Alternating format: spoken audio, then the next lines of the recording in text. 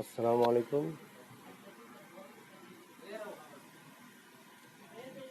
ধন্যবাদ সবাইকে বক্তব্য শোনার জন্য। আমি অনেক খুশি হইতেছি যে আপনারা আমার কথা শুনেন। নিজের মধ্যে থেকে বিবেচনা করবেন, যারা আমরা দুর্বল আছি, 5 বছর কোনটাকে আজ থেকে নিয়ে আপনি কষ্ট করেন, খানা দানা হিসাব করে খান, অপচয় করবেন না। প্রয়োজন যেটা একবারে লাগে সেটাকে কাজে লাগান। আস্তে আস্তে কিছু কিছু জমা করে নিজের কাছে রেখে ভালো একটা কিছু করেন। তবে এই 5 বছরের মধ্যে ভালো কাপড় চোপড়, ভালো পোশাক, ভালো খাবার, আত্মীয় স্বজনের বাড়ি দৌড়াদৌড়ি, এ সমস্ত কিন্তু বন্ধ করতে হবে। মা বাবার সাথে সম্পর্ক রাখতে হবে, মা বাবার কি প্রয়োজন অবশ্যই দিতে হবে। কিন্তু বিভিন্ন সমস্যা, কার কি হয়েছে, দৌড়াদৌড়ি, হ্যাঁ, ব্যবসা বন্ধ করে দৌড়াদৌড়ি, চাকরি বন্ধ করে দৌড়াদৌড়ি, এই সমস্ত কিন্তু নষ্ট হয়ে যায়। আপনি যে কাজের অভিজ্ঞতা, যে সময়টা দিচ্ছিলেন, ওই ক্ষেত্রে মনোযোগ সরে যায়। আর মনোযোগ সরে গেলে আপনার যে মনের মধ্যে একটা লক্ষ্য আছে, লক্ষ্যটাও নষ্ট হয়ে যায়। হ্যাঁ, আপনি আমি সবাই যাতে আমরা যার যেরকম ইনকাম আছে, আমরা 5 বছরের সময়ের মধ্যে কিছু কিছু টাকা আমরা অ্যাকাউন্টে জমা রাখি। মাসে 1,000 পারি, 2,000 পারি, 5,000 পারি, যার যে সামর্থ্য আছে ওই সামর্থ্য অনুপাতে আমরা জমা রাখি। আমরা বছর পরে দেখবো যে একটা অ্যামাউন্ট হয়েছে, ওই অ্যামাউন্ট দিয়ে কি কাজ করা যায়, কোন কাজে লাগানো যায়, এটা চেষ্টা করব। আর যদি না করি, আমরা 5টা বছর কষ্ট করে আমরা একটা প্ল্যান করি, যদি মার্ডারও হয়ে যায় এই টাকা কিন্তু নষ্ট করা যাবে না। হ্যাঁ, আপনি এই টাকা বাদ দিয়ে নিজের ইনকাম থেকে ব্যয় করবেন। আমরা হয়তো আজকে সারাদিনে আপনি 700 টাকা ইনকাম করেছেন, 700 থেকে আপনার 400 টাকা খরচ। এই যে 300 টাকা, 300 টাকাতে আপনার 50 টাকা নিজের জন্য ব্যয় করেন, যেমন বাচ্চা ফলানে মজা আছে বা নিজের জন্য খরচ আছে, এগুলো করেন। 250 টাকা করে ডেইলি জমা রাখেন। পরে লাস্টে যে আপনার অ্যামাউন্ট হবে মাস শেষে, এই টাকাটা ব্যাংকে রাখেন।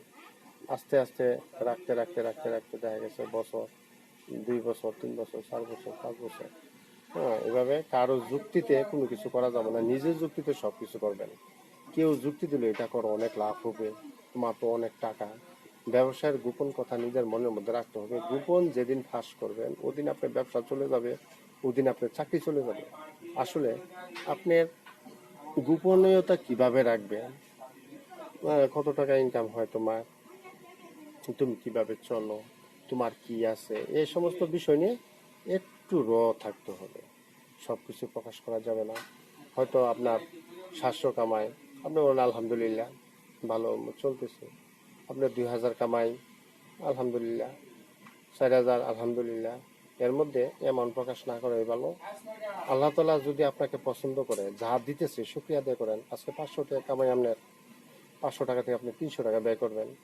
হ্যাঁ, যেখানে আপনার বস্তা কেনার কথা ছিল চালের, ওখানে আপনি 3 কেজি 4 কেজি চাল কিনেন, কারণ আপনার সামর্থ্য নাই, তো আপনি ইনকাম করতে পারছেন না। হুম, পরবর্তীতে আপনার ইনকামের একটা মনের মধ্যে ঝোঁক আসবে, একটা ইচ্ছা আসবে যে কিভাবে আমাকে ইনকাম করতে হবে, আমার এ কাজ দিয়ে হচ্ছে না, কাজ পরিবর্তন করতে হবে, আমার কোন কাজে জ্ঞান বেশি, এই জ্ঞানটাকে খুঁজে বের করতে হবে। আল্লাহ তালা প্রত্যেকের এক একটা প্রতিভা দিচ্ছেন, এক একটা জ্ঞান দিচ্ছেন। হ্যাঁ, সবার জ্ঞানে কিন্তু সব কিছুই ভালো মেনে নেয় না। হ্যাঁ, ব্রেন থেকে আসে না কোনোভাবে না। হয়তো একজনে ডাক্তারি করতেছে, উনি ডাক্তারি ভালো লাগে, ডাক্তার বিষয়ে ওনার জ্ঞান আছে, ওষুধ সম্পর্কে ভালো ধারণা আছে, ওনার একটা মনে ইচ্ছা খায়াস ওইভাবে যে ভালো করছে তাকে ফলো করে কিন্তু হয়েছে।